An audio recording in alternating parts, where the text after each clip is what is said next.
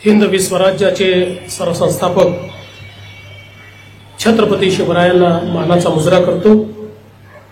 भारतीय राज्यघटनेचे शिल्पकार भारतरत्न डॉक्टर बाबासाहेब आंबेडकर यांना मानवंदना अर्पित करतो। राष्ट्रवादी काँग्रेस पक्षाच्या वतीनं महाराष्ट्र राज्याच्या स्थापनेला 65 वर्ष पूर्ण झाले, याचं औचित्य साधून गौरवशाली महाराष्ट्र महोत्सव 2025 आयोजित करण्यात आला। या कार्यक्रमामध्ये आजच्या या सत्कार समारोहाला उपस्थित असलेले राज्याचे उपमुख्यमंत्री आणि राष्ट्रवादी काँग्रेस पक्षाचे नेते अध्यक्ष अजितदादा पवार, महाराष्ट्राचे माजी मुख्यमंत्री माजी केंद्रीय मंत्री नारायणराव राणेजी, महाराष्ट्राचे माजी मुख्यमंत्री आदरणीय अशोकराव चव्हाणजी, माजी केंद्रीय मंत्री प्रफुल्लभाई पटेलजी, मंत्रिमंडळातील माझे सहकारी श्री प्रताप सरनाईकजी, बाबासाहेब पाटीलजी, नरहरी झिरवळजी, अदितीताई तटकरे, राष्ट्रवादी काँग्रेसचे ज्येष्ठ नेते आणि महाराष्ट्राचे माजी उपमुख्यमंत्री, ज्यांना ओबीसीचा आवाज म्हणून संपूर्ण भारतात ओळखलं जातं असे आदरणीय छगन भुजबळजी, इंद्रनील नाईकजी, माजी मंत्री माजी विधानसभा अध्यक्ष दिलीपराव वळसे पाटीलजी, धनंजय मुंडेजी, रुपालीताई चाकणकर आणि हा संपूर्ण कार्यक्रम आयोजित करण्यात ज्यांनी पुढाकार घेतला ते राष्ट्रवादी काँग्रेसचे अध्यक्ष आणि खासदार श्री सुनील तटकरेजी, मंचावरील सर्व मान्यवर, समोर उपस्थित असलेले सर्व मान्यवर आणि उपस्थित सर्व भगिनी आणि बंधूंनो, मी राष्ट्रवादी काँग्रेस पक्षाचे मनापासून आभार मानतो की एक अतिशय सुंदर असा गौरवशाली महाराष्ट्र महोत्सव राष्ट्रवादी काँग्रेस पक्षाच्या वतीनं आयोजित करण्यात आला आणि महाराष्ट्र दिनापासून विविध महाराष्ट्राच्या छटा या एकाच ठिकाणी आपल्याला पाहता येतील अशा प्रकारची ही रचना 1 मे ते 4 मे या ठिकाणी करण्यात आली। या कार्यक्रमाला आल्यानंतर सुनीलजींनी आम्हाला इथली दालनं दाखवली आणि मी खरोखर मनापासून आपलं अभिनंदन करतो। इतकी सुंदर ही दालनं सगळी आहेत की महाराष्ट्रातल्या प्रत्येक तरुण पिढीतल्या किंवा शाळेत शिकणाऱ्या विद्यार्थ्यांनी इथे येऊन ही दालनं बघितलीच पाहिजे, कारण महाराष्ट्र काय आहे तो अतिशय संक्षिप्त पण अतिशय प्रभावीपणे या दालनांमध्ये आपल्याला पाहायला मिळतो। छत्रपती शिवरायांपासून शक्तीचा इतिहास आहे किंवा या ठिकाणी भक्तीचा इतिहास आहे, असे दोन्ही इतिहास आपल्याला त्या ठिकाणी पाहायला मिळतात आणि महाराष्ट्रातले सगळे जे थोर पुरुष आहेत त्यांचं चरित्र आपल्याला त्या ठिकाणी पाहायला मिळतं। संयुक्त महाराष्ट्राचा लढा हा आपल्याला त्या ठिकाणी पाहायला मिळतो। महाराष्ट्रातली जी रत्न आहेत, विविध पुरस्कार प्राप्त केलेली ती रत्न त्या ठिकाणी पाहायला मिळतात आणि अर्थातच महाराष्ट्राचे मुख्यमंत्री उपमुख्यमंत्री अशी सगळी एक महाराष्ट्राचा धावता इतिहास आपल्याला पाहता येईल अशा प्रकारची दालनांची रचना करण्यात आलेली आहे आणि त्याची एकूणच मांडणी अतिशय प्रभावी आहे। यासोबतच महाराष्ट्रातल्या विविध कलावंतांनी या ठिकाणी चित्रकला असेल, मूर्तिकला असेल, अशा विविध कला या ठिकाणी आपल्या दाखवलेल्या आहेत। सोबतच महाराष्ट्राची खाद्य संस्कृती देखील या ठिकाणी आहे।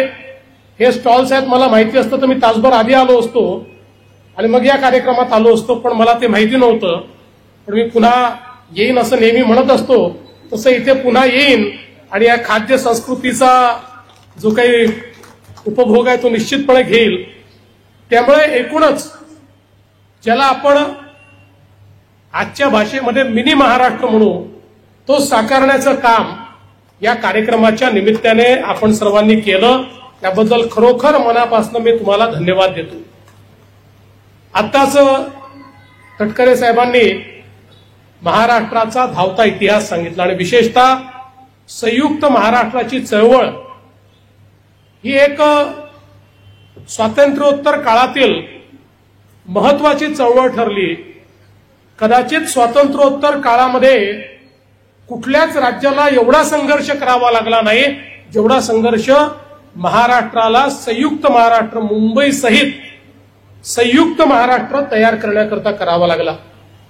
खरं म्हणजे भाषावार प्रांत रचनेनंतर स्वाभाविकपणे मुंबई ही महाराष्ट्राचा भाग होणं हे गरजेचं होतं. पण त्याच वेळी जे काही प्रचलित राजकीय परिस्थिती होती त्यामुळे मुंबई सहज मिळेल असं वाटत नव्हतं आणि म्हणून एक मोठा लढा उभारला गेला. 106 आमच्या लढवय्यांना हौतात्म्य पत्करावं लागलं आणि त्यातून हा संयुक्त महाराष्ट्र उभा झाला. आणि जसं या ठिकाणी मुंबईसह संयुक्त महाराष्ट्र अशा प्रकारचा आपला नारा होता, त्यावेळी खरं म्हणजे भाषावार प्रांत रचनेच्या त्या काळामध्ये जे काही कमिशन तयार झालं होतं त्या कमिशनने त्यावेळी विदर्भ हे वेगळं राज्य व्हावं अशा प्रकारची शिफारस केली होती. पण मराठी माणसाने साथ घातली आणि जर सगळा मराठी मुलूक एकत्रित आला नाही तर मुंबई देखील मिळणार नाही. आणि म्हणून त्यावेळच्या विदर्भातल्या नेत्यांनी हा निर्णय घेतला की आपलं मराठी पण जपायचं असेल, आपली मराठी भाषा जपायची असेल, आपली मराठी संस्कृती जपायची असेल तर आपल्याला एक आलं पाहिजे. आणि त्या ठिकाणी आपल्याला माहिती आहे नागपूर करार झाला आणि त्यातनं हा संयुक्त महाराष्ट्र आपण तयार करू शकलो. आणि खऱ्या अर्थानं स्वर्गीय यशवंतराव चव्हाणांच्या नेतृत्वात पहिलं सरकार संयुक्त महाराष्ट्राचं 1 मे 1960 रोजी या ठिकाणी तयार झालं. या लढ्याची जी गाथा, या लढ्याची जी कथा आहे त्याच्यामध्ये अनेकांचं जे योगदान आहे हे कदाचित नवीन पिढीला माहिती नाही. आणि म्हणून अशा प्रकारच्या कार्यक्रमांच्या माध्यमातून ते योगदान नव्या पिढीपर्यंत पोहोचवण्याचा हा जो उपक्रम आपण सुरू केलेला आहे, मी आपल्याला विनंती करेन की इथलं प्रदर्शन झाल्यानंतर हेच प्रदर्शन आपण मंत्रालयामध्ये जे आपलं खाली जे दालन आहे त्या ठिकाणी काही दिवस ठेवलं पाहिजे. कारण मंत्रालयात मोठ्या प्रमाणात लोक येतात, त्यांनाही हा इतिहास जो आहे हा इतिहास त्या ठिकाणी पाहता येईल. आणि मला असं वाटतं की त्यातनं एक मोठी प्रेरणा ही निश्चितपणे मिळेल. याच उपक्रमाचा एक भाग म्हणून महाराष्ट्रातल्या माजी मुख्यमंत्र्यांचा सत्कार, माजी उपमुख्यमंत्र्यांचा सत्कार हे देखील एक अतिशय चांगलं आयोजन या ठिकाणी राष्ट्रवादी काँग्रेस पक्षाने केलं आणि आम्हाला या ठिकाणी निमंत्रित केलं. खरं म्हणजे आपण जर सिंहावलोकन केलं तर या महाराष्ट्रामध्ये जेवढे नेते आहेत, कोणी मुख्यमंत्री झाले, कोणी उपमुख्यमंत्री झाले, कोणी मंत्री झाले, सर्वांनी महाराष्ट्राच्या जडणघडणीमध्ये काही ना काही मोलाचा वाटा त्या ठिकाणी केलेला आहे. आणि म्हणून कधीतरी याबद्दल अशा सगळ्या नेत्यांचा सत्कार व्हावा, त्यांच्याप्रती कृतज्ञता तर मी म्हणणार नाही पण किमान एक भाव व्यक्त व्हावा अशा माध्यमातून हा सत्कार या ठिकाणी आयोजित करण्यात आलेला आहे. आणि मगाशी माझी फिल्म मी बघत होतो त्यावेळी माझ्या लक्षात आलं की लोकांना वाटतं मी 2 वेळा मुख्यमंत्री झालो, पण मी 3 वेळा झालो. एकदा 72 तासाचा मुख्यमंत्री मी होतो आणि अजितदादांच्या नावाने तर रेकॉर्ड काय आहे, सगळ्यात जास्त वेळा उपमुख्यमंत्री होण्याचा आणि सगळ्यात कमी वेळाचा उपमुख्यमंत्री होण्याचा देखील. आणि माझ्याही नावे सगळ्यात कमी वेळाचा मुख्यमंत्री होण्याचा देखील रेकॉर्ड आहे. कारण आम्ही दोघंही 72 तास त्यावेळी राज्य चालवलं. पण मला असं वाटतं की आज हे जे राज्य आपल्याला दिसतंय आणि ज्या प्रकारची युती आपल्याला दिसते आहे त्याची मुहूर्तमेढ ही त्या 72 तासामध्येच आम्ही रोवली होती, हे मात्र या निमित्ताने आपल्याला सगळ्यांना लक्षात ठेवावं लागेल. आणि म्हणून मला असं वाटतं की निश्चितपणे आपण हा जो सत्कार केलेला आहे यातनं एक अधिक चांगलं काम करण्याची प्रेरणा ही मला प्राप्त होईल. आपला महाराष्ट्र हा अतिशय शक्तिशाली अशा प्रकारचा महाराष्ट्र आहे. ज्यावेळेस महाराष्ट्राच्या शक्तिस्थानांकडे मी बघतो त्यावेळी मला असं वाटतं की या महाराष्ट्राला असीमित अशा प्रकारची संधी आहे. या महाराष्ट्राच्या विकासाकरता, इथल्या जनाजनाच्या विकासाकरता असीमित अशा प्रकारची संधी आहे. आणि म्हणूनच आम्ही सगळे, मी असेल, अजितदादा असतील, आमचे एकनाथरावजी शिंदे साहेब असतील, किंवा मंत्रिमंडळातले आमचे सगळे सहकारी असतील, किंवा आम्हाला मार्गदर्शन करणारे सगळे नेते असतील, आम्ही सगळे हाच प्रयत्न करतो की आपल्या हातून एक बलशाली, एक सक्षम आणि शेवटच्या माणसापर्यंत विकास पोचलेला महाराष्ट्र आपल्याला कसा तयार करता येईल याकरताच आमचा सगळ्यांचा प्रयत्न आहे. आणि या प्रयत्नामध्ये मी असं समजतो की राष्ट्रवादी काँग्रेस पक्षाने आमचा सत्कार करून आम्हाला काम करण्याची एक नवीन प्रेरणा दिलेली आहे. त्याबद्दल मी आपल्या सर्वांचे मनापासून आभार मानतो. खरं म्हणजे सगळेच माजी मुख्यमंत्री आले असते तर अधिक आनंद झाला असता, कारण हा मंच तसा राजकीय नाहीये.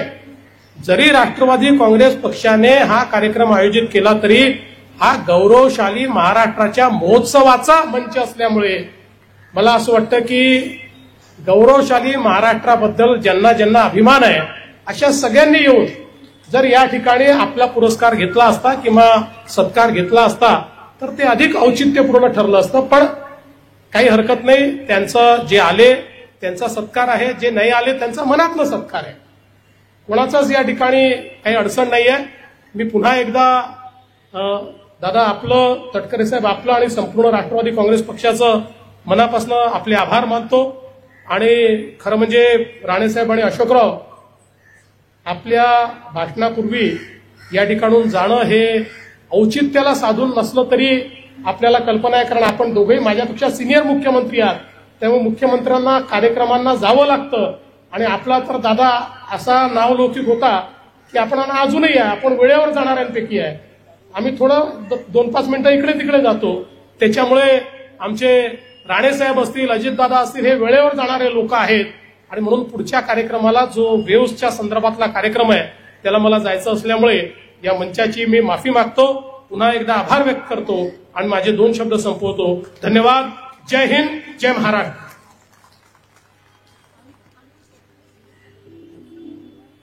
धन्यवाद. मला वाटतं टाळ्यांचा जोरदार गजर आपण करूया आणि या ठिकाणी याच टाळ्यांच्या गजरामध्ये